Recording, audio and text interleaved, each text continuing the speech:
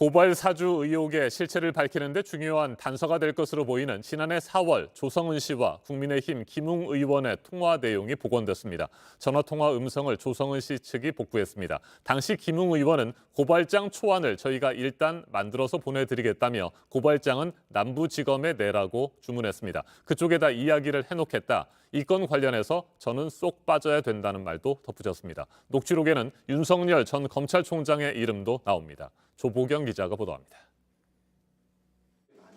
지난해 4월 3일 오전 10시 3분, 당시 미래통합당 국회의원 후보였던 김웅 의원이 공익제보자 조성은 씨에게 전화합니다. 검찰과 언론이 결탁했다는 의심을 받아 검찰이 공격을 받았던 이른바 채널A 사건을 언급합니다. 김 의원은 채널A 사건이 공작이라며 이동재 기자가 다른 사람을 한동훈 검사장인 것처럼 가장을 해서 녹음을 한 거다라고 말합니다. 조 씨가 대역을 썼다는 거죠? 라고 묻자 그렇다, 그걸 아마 오늘 밝힐 것 같다고 말합니다.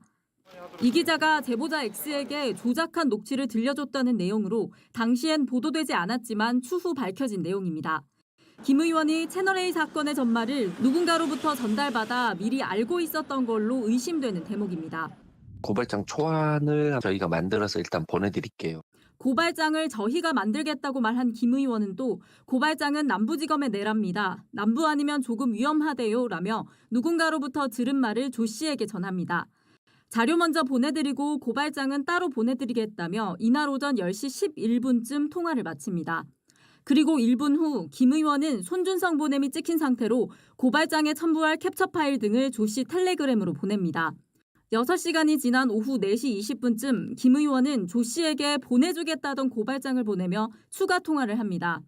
대검을 찾아가는 느낌을 연출해야 한다며 제가 가면 윤석열이 시켜서 고발한 것이다가 나오게 된다며 다른 이미지를 연출해야 한다고 합니다. 고발장을 내부에 설명할 때는 이렇게 말하라고 합니다. 이 정도 보내고 나면 검찰에서 알아서 수사해준다. 조 씨가 대검 어느 부서로 방문해야 하냐고 묻자 자신이 이야기를 해놓겠다고도 합니다.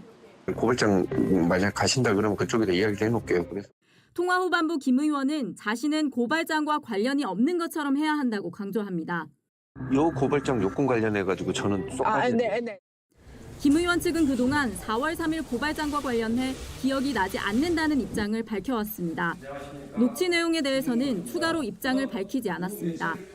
JTBC 조보경입니다.